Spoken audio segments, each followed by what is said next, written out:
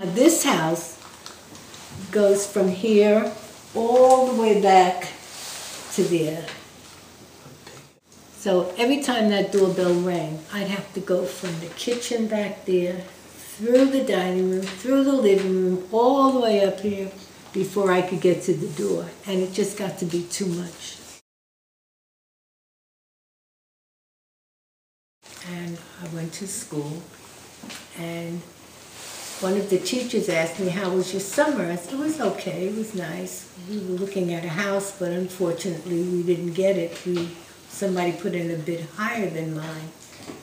So he said, oh, you're looking for a house? I said, yeah. So he said, well, the house next door to me is for sale. If you want to look at it, I'll speak to the owner. So he did, and he came back, told me that, she said, you know, we could come and look at the house. And we did, and that's how my husband liked it when we walked in the door, and that's how we got this house. Have you heard of any negative things that happened around this neighborhood? Well, right now, I've never had a problem in the neighborhood, never. At least not here. When I was on St. Mark's, I was coming in one afternoon, and it was at an apartment building. And as I rang for the elevator, a man came in, and he stood next to me. And as the elevator stopped on the first floor, he was on this side of me. He put his arm around me and to open the door for the elevator. And I felt that something was wrong. And I got on the elevator anyway, and he had a knife in his hand, and he pointed to 6, which was the top floor. He told me, press that button and don't scream. And I pressed the button and I didn't scream. And when the elevator got up to this, I lived on the 5th floor. So when the elevator, I pressed 5, he got out. He didn't stay on there. He grabbed my pocketbook and he got out. I had a parcel in my hand as well. He didn't take the parcel, he took my pocketbook. And when I got up on the 5th floor, that's when I started screaming and scared the life out of my husband and my sons, because I had gone to the hospital to see my daughter, who was 1.5 years old and had pneumonia and was in the hospital. So they thought something happened, that she died. And that was real scary. And then one Saturday, we went food shopping, and we came back, and we were carrying the groceries in.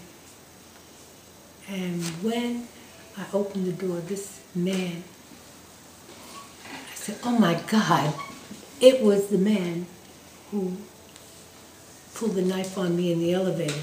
But what he did was he went in his back pocket and he took out a comb, and he started combing his hair with his head down. And as soon as I got in, he went out. And by the time I told my husband, that was the man. Couldn't find him. Couldn't find him anyplace. But that's the only bad experience that I've had in this neighborhood in 50 years. And in the last several years, I've seen more pleasant things than I've seen unpleasant things. So would you consider the migration of black people to the neighborhood in a few years back negative? Do I see it as negative? Yeah, when the black people started moving into the neighborhood. I don't see it as negative. I see it as negative on the part of the Caucasian people, because it was like when the black people started coming in, they moved out. That's why there was so much more room, and black people came in. And now it's the opposite. Like there's 2 houses. All these houses were owned by blacks.